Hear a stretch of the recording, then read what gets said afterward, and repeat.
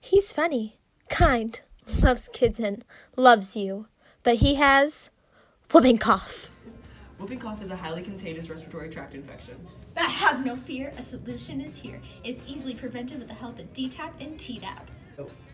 But if you happen to get it, it's easily treated with a series of medicines. If you have symptoms of a cough that sounds like a whoop, congestion, Runny nose, sneezing, fatigue or fever,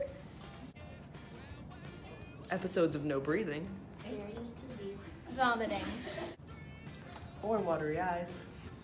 Ask your doctor, or you might end up dead. Oh my. Just kidding. Not really. Just get the vaccine, please.